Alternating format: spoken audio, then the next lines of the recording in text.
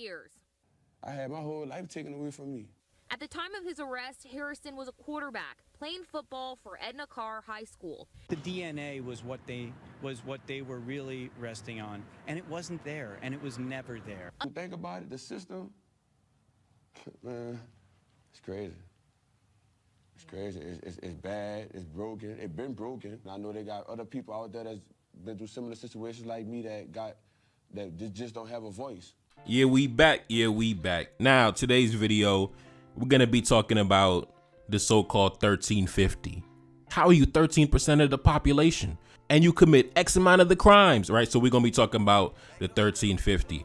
And in the video after this, we're going to talk about the 2977, how we have 29% of the population committing 77% of the child pornography offenses. We're going to talk about that in the video after this one, right? Because we know when it comes to crime in the black community, we know that's generally driven by the environment, socioeconomic factors, usually condensed in the, lower economic rung of society. But when it comes to the 2977, we notice that that type of crime is more so condensed in the upper class of white society, right? It's weird. Like, the majority of our crime is committed amongst our lower classes, and the majority of their crime is committed amongst their middle to upper classes. So we're going to talk about the socioeconomic realities of the 2977 after this video. But today we're going to be talking about the so-called 1350. And of course, in previous videos, I spoke about how that's a very misleading statistic, because if you don't factor in the fact that black men also make up the majority of exonerations in the country, then you're not telling the story in totality. So today we're going to talk about the other side of the story, right? We're going to be talking about black men are the #1 exonerated demographic in the United States, receive the most money in exoneration payments in the United States. And we're going to talk about some of the reasons why that is. Why are we so overrepresented in exonerations, right? It's very strange, very overrepresented. But anyways, let's get into it. I'm going to go into a series of stories that came out recently. I'm not even going to go to old stories. I'm going to go to stories that occurred within this year, the past year.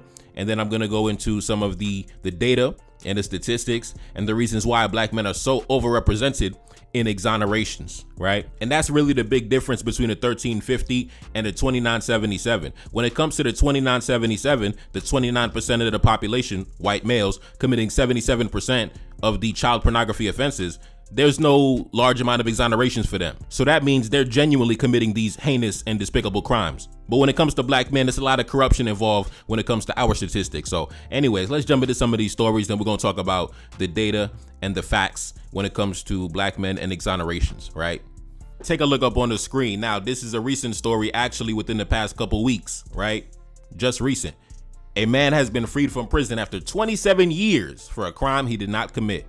Brian Hooper, wrongfully convicted of a murder back in 1998. Crazy. July 2025, 2 New York City men have been exonerated after spending decades in prison. Brian Bowles and Charles Collins exonerated in New York after decades of a wrong conviction. Crazy. These two brothers right here, man, listen, that's crazy, man. Some of y'all brothers stronger than me. I couldn't imagine sitting in a cage for years and decades over something I didn't even do, right? Shout out to this brother. Shout out to you, bro. Shout out to you. Anyways, let's continue. April 2025, the North Carolina Innocence Commission exonerates a Fayetteville man convicted of a murder. Now, that's this brother right here who was granted his freedom through the North Carolina Innocence Commission, which is crazy because North Carolina, the Senate in North Carolina recently proposed to actually abolish the Innocence Commission. Take a look up on the screen, right? North Carolina Senate proposes to remove the Innocence Inquiry Commission, basically in order to cut back on the budget. Now, the Innocence Commission, that is an organization down in North Carolina that is actually tasked with actually doing the investigation to making sure that these convictions that were carried out with full integrity and not any, bias or corruption or any false convictions. So now, if you remove that organization, which I believe has already liberated many individuals, and I believe that they said that those men, if you combine the time they spent in prison on false charges, that would amount to over 300 years in prison combined, right? For crimes they didn't even commit. So now once you remove that, that's going to mean that you have now fewer organizations or fewer tools at our disposal to actually track down these convictions to make sure that they were carried out with full integrity. And that's going to mean that it's probably going to be more black men who are going to be, shipped off to prison for crimes they didn't commit. And unfortunately, if our brothers don't have the resources to wage a legal defense, then they're pretty much going to be asked out. And then these guys are going to go around talking about 1350,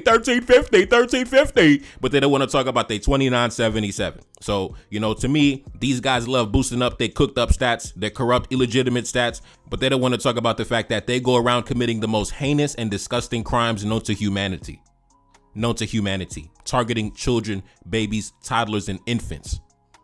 And you have the nerve to talk about 1350. Bro, don't ever talk to me about nothing. You're disgusting. Anyways, take a look up on the screen. Since the legislature created the commission back in 2007, it has had a hand in exonerating 16 people who together spent more than 300 years in prison for crimes they didn't commit. So now, unfortunately, due to budget cuts, they want to abolish or dissolve this organization, which would truly be a shame. But anyway, let's continue. March 2024, a death sentence Philadelphia prisoner, Daniel Gwynn, exonerated after nearly 30 years. My God, bro. Anyways, let's continue. December 2024, an exonerated man says there is no price tag on the last 20 years of life with the lawsuit against the city. So that's this brother right here. I believe his name is, what's his name? Artist Whitehead. So, of course, he's suing the city. Like I said, black men are the #1 recipients of exoneration payments, right? The government stay cashing us out because of all the corruption they engaged in, cooking up the numbers, throwing us in prison for shit we didn't even do. Let's continue. November 2024, Marvin Haynes, wrongfully convicted of murder, files a $2 million compensation claim. Yes, brother, get your money, bro. Get your money, bro. Get every single dollar, bro. Get every single dollar. Get every single dollar, man. Anyway, let's continue. August 2024, a man who spent 48 years in prison for murder has been declared innocent. Glenn Simmons, who served the United States' longest wrongful imprisonment for a 1974 murder, wins a rare ruling. The city of Oklahoma agrees to pay $7.15 million to Glenn Simmons, exonerated after 48 years. Damn. Imagine being locked up since 1974 for something you didn't even do. Imagine how much the world has changed, bro. You missed the 80s. You missed the 90s. You missed Biggie and Pac. You missed the early 2000s. You missed G-Unit. You missed the BlackBerry and the iPhone. Like, come on, bro. It's crazy. We got FaceTime now. And when you were locked up, we didn't even have the cordless house phone yet. That's unbelievable. Anyways, let's jump into some of the data and let's examine what are the reasons why this is happening and why are black men so overrepresented in these false convictions and these false arrests. And obviously, it seems like I said before, the police and the prosecutors and the judges obviously ain't doing their job. So, but anyways, let's go to the National Registry of Exonerations. Take a look up on the screen. Based on data from the National Registry of Exonerations and the Innocence Project, over 50% of all exonerees in the United States are black, and the majority of those are men. So they talk about black men, but it's black men getting freed from prison at astronomical rates, getting paid millions of dollars because of all the corruption law enforcement is engaged in. Let's continue. The National Registry of Exonerations is the largest and the most detailed compilation of exoneration data ever made. Now, let's get into it. Let's see what we can find from the National Registry of Exonerations. This is what they say. Take a look up on the screen. Innocent black people are almost 8 times more likely than whites to be falsely accused of rape, to be falsely convicted of rape. A prisoner serving time for sexual assault is more than 3 times more likely to be innocent if he is black than if he is white. In addition, black people who are convicted of murder are about 80% more likely to be innocent than other convicted murderers. Part of that disparity is tied to the race of the victims. About 13% of murders by black people have white victims, but twice as many, 26% of innocent black murder exonerees were convicted of killing whites. The convictions that led to murder exonerations with black defendants were almost 50 times more likely to include misconduct by the police than those with white defendants. Now, the first stat is interesting to me. They said that black men, I'm assuming, are almost 8 times more likely than whites to be falsely convicted of rape, right? And that simply goes back to the history of this country, right? The history of this country was one where you literally had white men going around sexually assaulting women and framing innocent black men for the crime. That's it. That's just part of the tradition of the country. You know, white men assaulting random people and then blaming some random black farmer for the crime, and he gets killed for it, right? I mean, that goes back to the days of the, you know, way back in the day. So, you know, that doesn't surprise me at all. But the other stats also are interesting to me as well. It said that 13% of murders by blacks have white victims, but 26% of murder exonerees, black men murder exonerees, were convicted of killing a white person. So how do you explain if there's only 13% of black men who have a white victim, but 26% of the exonerees were black men convicted of killing a white person? So that right there, there's some corruption going on. Somebody's cooking up the numbers. It sounds like these guys are just picking up any old black man off the street, right? It sounds like they're not even doing good police work, right? A white person gets attacked and they just picking up any old black man off the damn street. So like I said, man, that's why they say the leading cause of all these exonerations is police misconduct, prosecutor misconduct, and also the judges carrying out wrongful convictions. That don't make no sense. Mathematically, it doesn't make any sense. Clear as day, the stats show that these guys are railroading random people. And then they go around 1350, we're under attack. Like, you know what I mean? These guys are clowns. But what can you expect from the population of 2977? What can you expect? You expect integrity from these people? Come on now. Let's continue. In addition, on average, black murder exonerees spent 3 years longer in prison before release than white murder exonerees. The number of murder exonerations has been increasing, and many of the recent exonerees are black murder defendants who spent decades in prison. We spoke about that earlier in the video. I showed you a bunch of recent cases within the past year. You know, guys sitting up in jail for 20 years, 48 years, ridiculous amounts of time. Let's continue. Most of these long-serving black murder defendants were exonerated by a handful of big city prosecutorial conviction integrity units. More are likely on the way. You heard what they said? They said there are more likely on the way. That means we have our brothers right now. We have many of our brothers right now, as I'm recording this video, that are sitting up in jail, wasting away for crimes they didn't even do.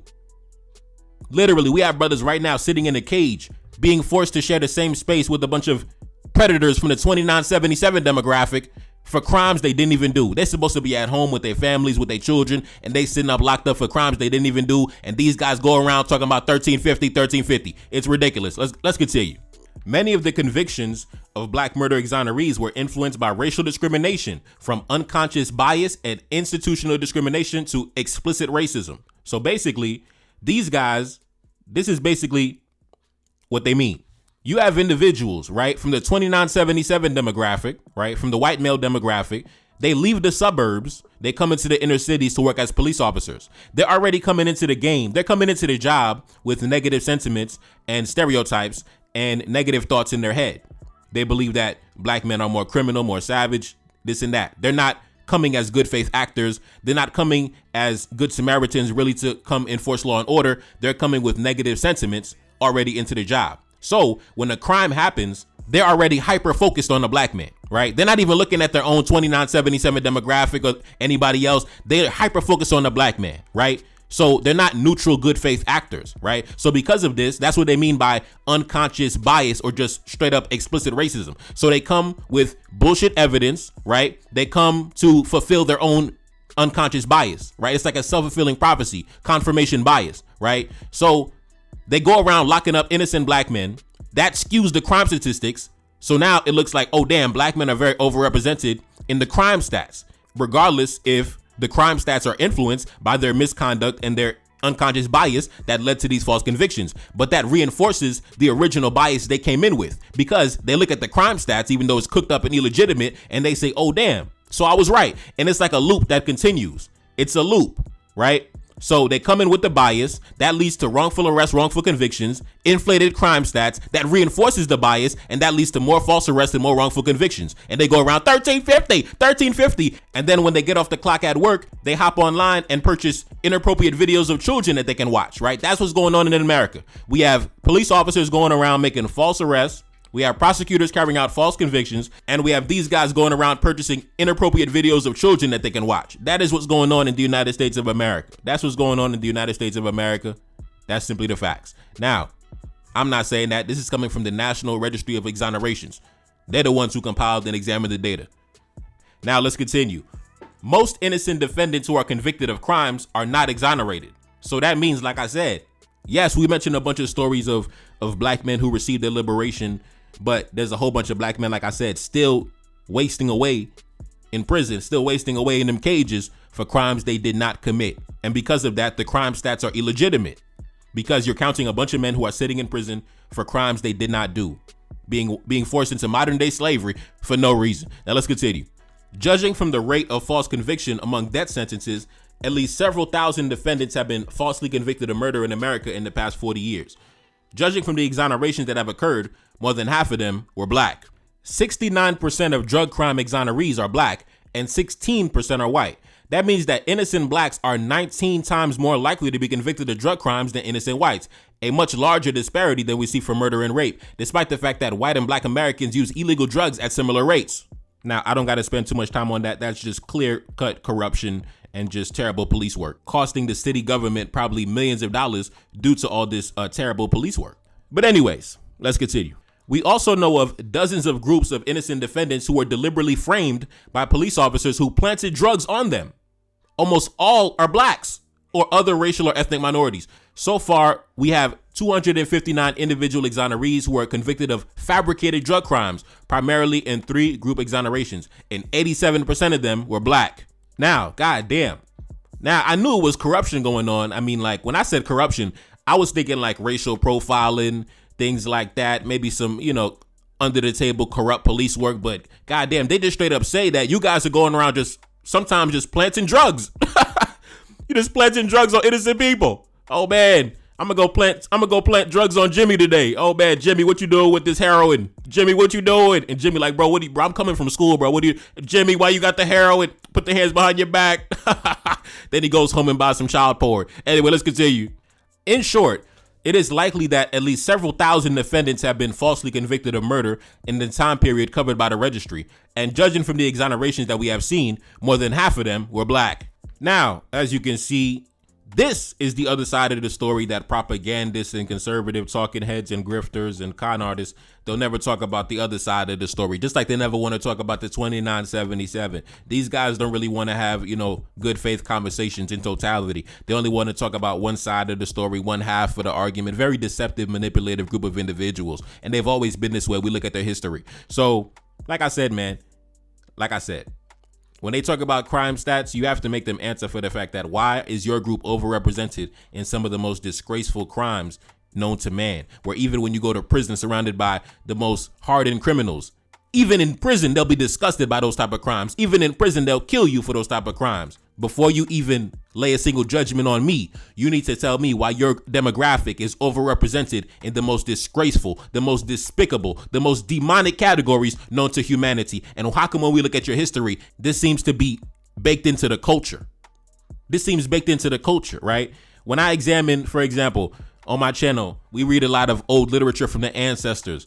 And when I read what the ancestors wrote down about the European colonists and their behavior and their sexual proclivities, this thing is really, you have a lot of internal conversations that you guys need to have before you start talking about black men in 1350 and all this type of nonsense when you're engaged in all type of corruptions, having to shell out millions of dollars because of false arrests and false convictions. If you want to have conversations, let's really have a conversation. Let's really have some tough conversations for real. But anyways, it's your boy Neferkari, that's Celine back in the building. Yes, indeed. Second single off the next project, The Spy and Bamako. Pinned comment at the top, link in the description. Subscribe to the Patreon, NTD1814. I dropped some bangers on the Patreon in the past couple days. Check it out. Anyways, I'm gone. Peace. Feel like it's see me, I feel like I'm Saudi or ran up on Yana in the middle of Bamako. Enemy line, they claiming they innocent. Don't do no talking, I gotta move militant. Don't do no talking, I hit them with facts. 1804, bringing it back. 1804 like I'm Mother Cap Henry. King with the vision, the crown never empty. Top of the mountain, my soldiers defend me. Ducking and dodging the foreign intelligence. Hitting my dance on the DGSE. Dodging they traps, still on my feet. Feeling impeccable, feel like I'm shining. Go to my neck and I'm flooded with diamonds. Go to my neck and I feel like a mess. Feel like a lion, I'm in the savannah. Feel like the king when I'm up in the jungle. Never defeated, I never been humble. Come out victorious every encounter. Money machine give me help when I count it. Money machine stack it up in a beat. Heart of a king and I ride for the team. Weight of the world got it stuck on my shoulders. Bet you can feel it, my heart getting colder. Yeah, gotta stay focused so when it's in shots, I gotta react. Cause I'm a target, I'm under attack. Grabbing a weapon, I tell him get back. Mission exposed, secrets unfold. Enemy try, but I'm still in control. Got your boy sitting in Bamako prison, hoping they wish we sending them home. Enemy know that we good under pressure. Been through the thunderous, turbulent storm. Shorty a diamond, I told her she precious. Hop in a whip and I'm taking her home. Hop in a whip and I'm swerving, I'm smashed. Killing my enemies, one of my passion. Rocking this gold like we in bikini. Feel like the captain, I'm clutching a heater. Yeah, gotta stay focused so when it's in shots, I gotta react. Cause I'm a target, I'm under attack. Grabbing a weapon, I tell her get back. Mission exposed, secrets unfold. Enemy try, but I'm still in control. Got your boy sitting in Bamako prison, hoping they wish we sending them home. Enemy know that we good under pressure. Been through the thunderous, turbulent storm. Shorty a diamond, I told her she precious. Hop in a whip and I'm taking her home. Hop in a whip and I'm swerving, I'm smashed. Killing my enemies, one of my passion. Rocking this gold like we in bikini. Feel like the captain, I'm clutching a heater.